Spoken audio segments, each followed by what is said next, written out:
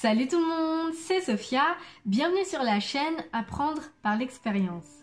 Aujourd'hui, je vais vous donner mon avis sur la technique du silence radio. C'est parti!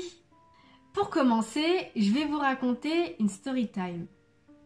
J'ai été en relation avec un homme que je connaissais depuis de nombreuses années.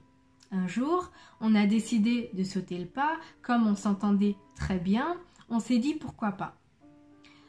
Jusqu'à là, il n'y a pas de problème, c'est un début de relation classique, il n'y a pas d'orage à l'horizon, donc on continue de faire ce petit chemin. Un jour, il y a eu un désaccord. Mais le hic, c'est qu'il y a eu un désaccord sur un sujet auquel je ne pouvais pas passer dessus. C'est-à-dire que le sujet de la famille, pour moi, c'est super important.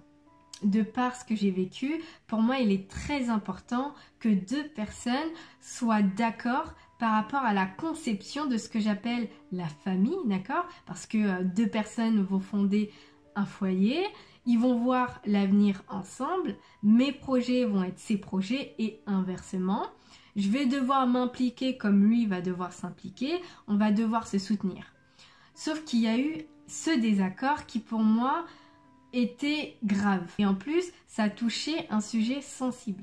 Pour moi et de par ce que j'ai vécu, j'ai besoin d'avoir le contrôle sur ce que je vais appeler ma famille. C'est l'empire qu'on va construire ensemble, j'ai besoin d'avoir un contrôle dessus. Mais comme on est deux à construire, à regarder vers le futur, il faut qu'on soit d'accord sur un minimum de choses. C'est-à-dire que c'est la base. On ne peut pas construire des choses ensemble si on n'est pas d'accord.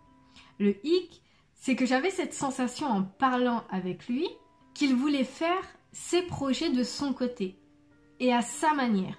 On ne pouvait rien lui dire, c'était à lui de faire les choses à sa manière. Sauf que pour moi, comment je vois les choses, en couple, on construit ensemble. Ça renforce le couple et ça permet de mettre deux cerveaux dans notre empire. Ça va être notre espace. On est deux. T'as pas besoin de faire tout seul, je suis là, d'accord?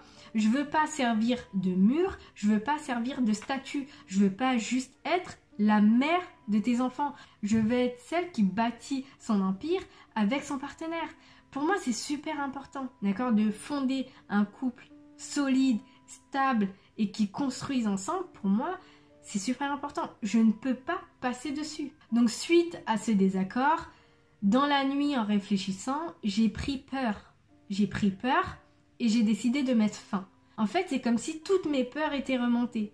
Que ce domaine qui est la famille soit incontrôlable. C'est-à-dire que je n'ai pas le contrôle sur ce que je vais appeler ma famille plus tard. Pourquoi? Parce que je ne bâtis rien avec mon partenaire et que je laisse mon partenaire bâtir tout seul. Pour moi, c'est synonyme d'insécurité. Mais après, ça dépend de chacun d'entre nous. C'est-à-dire que tout le monde a sa manière de concevoir les choses en couple. Pour moi, ça ne me correspondait pas. Dès le lendemain, j'ai regretté et je me suis dit, j'aurais peut-être dû en discuter de manière un peu plus approfondie. Et prise de panique, c'est quelque chose que je n'ai pas réussi à contrôler. Là, tout de suite, ça nécessitait que je mette fin. On ne s'entendait pas et ce domaine ne pouvait pas m'échapper.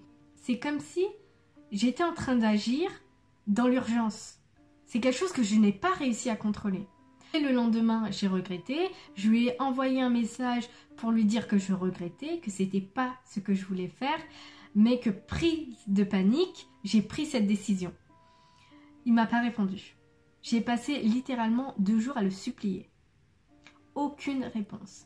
Pourtant, monsieur ouvrait les messages.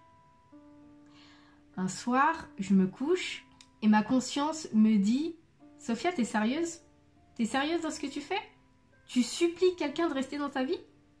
Tu connais pas ta valeur ? C'est quoi ton problème ?»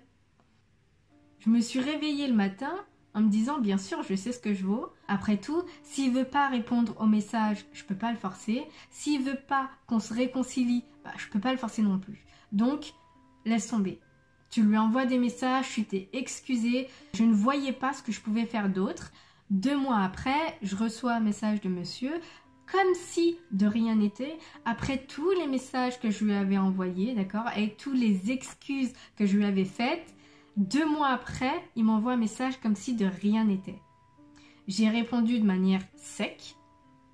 3 semaines après, il me renvoie un message me demandant si je suis fâchée et me disant que je lui manque parfois. Résultat, j'ai contrecarré son silence radio en me mettant moi-même en silence radio. Je me suis mise en silence radio, pas dans le but d'avoir une réponse, mais pour lui envoyer ce message fort. Tu sais ce que tu vaux, je connais également ma valeur. Donc, je n'ai pas à te supplier que tu répondes. Je n'ai pas à te supplier que tu restes dans ma vie. Je n'ai pas à te supplier qu'on se réconcilie si toi, tu n'y mets pas du tien. Donc, à partir de là, c'était très clair dans ma tête. Je sais ce que je peux apporter à quelqu'un. Je n'ai pas à supplier. Le silence radio fonctionne uniquement lorsqu'on a 2 choses. Premièrement, cette personne tient à vous. Deuxièmement, cette personne souhaite la réconciliation. On ne peut pas se mettre en silence radio si la personne ne tient pas à nous. On ne peut pas se mettre en silence radio si la personne ne veut pas de réconciliation. En fait, on le fait dans le vent. Cette personne est déjà en train de construire autre chose avec quelqu'un d'autre. Cette personne a fermé le chapitre. C'est une perte de temps, une perte d'énergie. Maintenant, il est important de comprendre que ça ne sert à rien et qu'il ne faut surtout pas supplier quelqu'un de rester dans votre vie. Parce que le message que vous lui envoyez, c'est « Je ne suis rien, je ne vaux rien, prends-moi s'il te plaît, personne ne m'acceptera ». Alors qu'au contraire, le message que vous voulez envoyer, c'est « Je suis une femme belle, indépendante, jolie, intelligente, je sais ce que je peux apporter ». Si c'est pas toi, ça sera quelqu'un d'autre. C'est ce message que vous voulez apporter.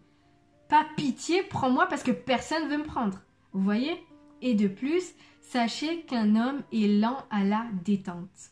Il va poser des actions et c'est bien plus tard qu'il va regretter. Alors que nous, les femmes, on est instantanées.